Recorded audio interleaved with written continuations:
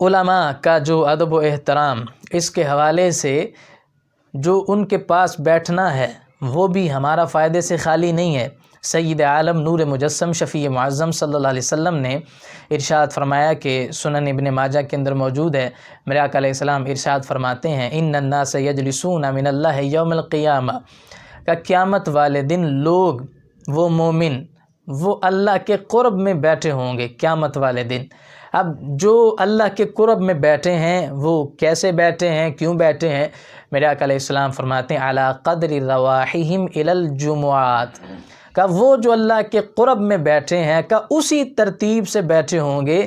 جس ترتیب سے نماز جمعہ میں تم خطیب کے قریب بیٹھتے ہو، الاول والثانی والثالث، کہ جو خطیب سے پہلے نمبر پر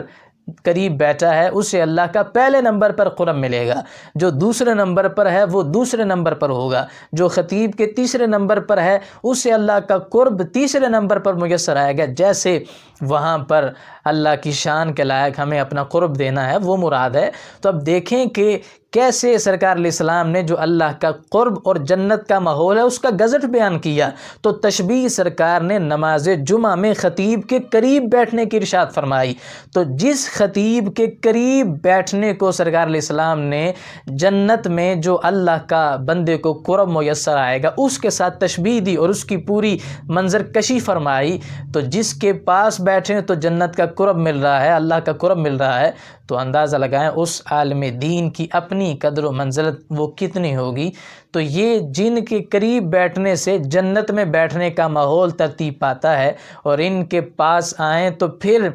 دلوں کو تازگی اور ایمان کی چاشنی میسر آتی ہے۔ تو ہم سب کو چاہیے کہ ہم بھی اہل سنت کے جو ہمارے علماء کرام ہیں ان کی سنگت اختیار کریں، ان کے پاس آئیں، علم دین سیکھیں۔ ایک تو پاس بیٹھنے کا فائدہ، پھر آگے سے جو ان سے سیکھیں گے پھر اس علم دین سیکھنے کا آپ کو فائدہ ہوگا۔ میری دعا ہے